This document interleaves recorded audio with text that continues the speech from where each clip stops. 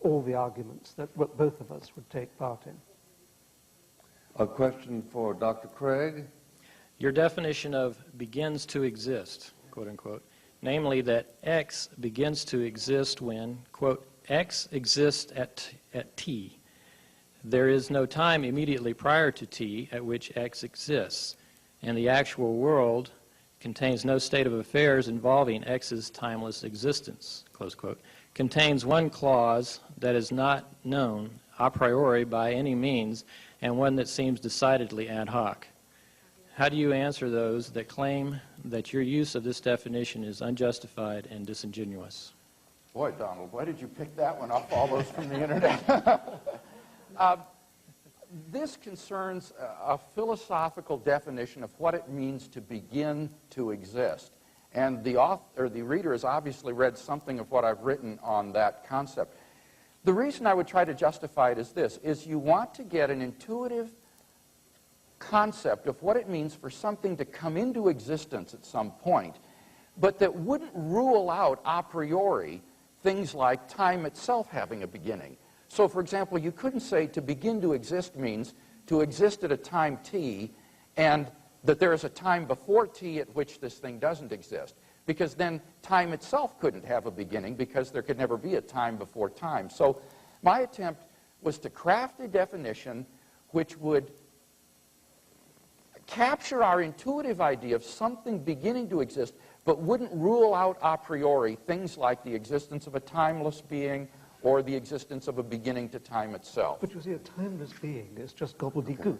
It doesn't mean anything at all. Oh, not at all. I don't see any reason to think that this is incoherent. You have to give an argument for that. A question for Dr. You have to give the Atkins. argument for the existence of a timeless being. If you claim that, I gave an argument. You are claiming that there is a timeless being. That is a totally meaningless remark, and it either has to be explained or withdrawn. A question for Dr. Atkins. Yes, Dr. Atkins, it would seem to me in an atheistic universe that if we took a hypothetical example of Adolf Hitler, that's obviously not hypothetical, but if we carry it to the extent that, let's suppose that society decided for whatever reasons that they wouldn't have punitive damages against someone like Hitler, because there is no such thing as right and wrong, as far as I'm understanding what you're saying about the universe. No. They're saying there is right and wrong. They're not okay. objective. Well, the question is, what is the basis for it? Because, in other words, if Hitler lives his life and he's not punished and he's not overthrown, let me finish the question. If Hitler lives his life and he's not punished and he's not overthrown, and Mother Teresa lives her life and she goes through and they both die, in your universe, as I'm understanding it, there's no difference between the two of them when they die. There's no such thing as real justice in the universe because, in your scenario, well, there isn't justice in the universe, really. I mean, it's a justice-free world. But no, I'm not. I think that I, speaking as an atheist, can identify what is probably the springs of my own morality, which is not to intrude upon the aspirations of other people. Now, it seems to me that Hitler did intrude pretty heavily on the aspirations of an awful lot of people. And I also think that Sister Teresa also intruded, not so damagingly, but she's got a lot to answer for, too. Is it objectively morally wrong to kill Jews? Is it objectively morally wrong to kill Jews because they are Semitic?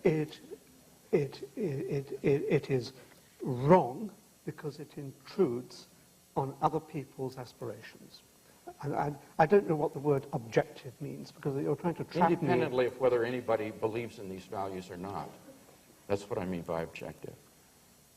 It seems to me, on your view, you simply have to say this is a way that the evolutionary genome of the Homo sapiens species propagates itself, but there's nothing really wrong with killing Jews.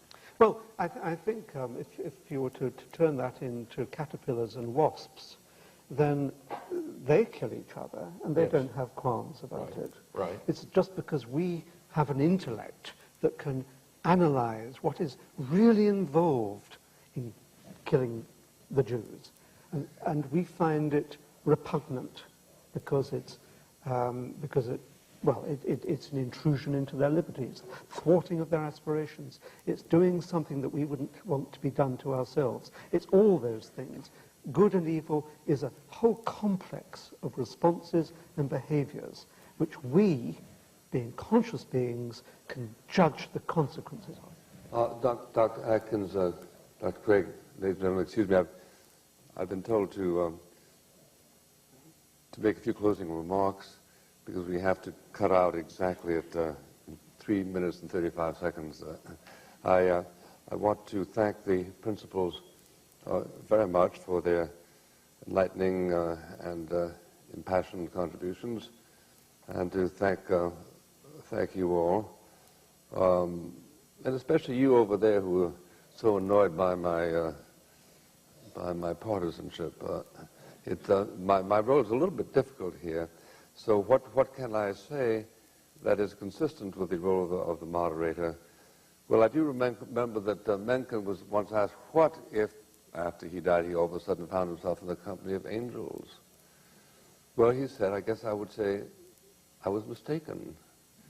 Now, I don't know whether it is a part of the faith of atheism to acknowledge the possibility of being mistaken, but I do think that the arguments tonight do strengthen the relative moderation of one position over against another.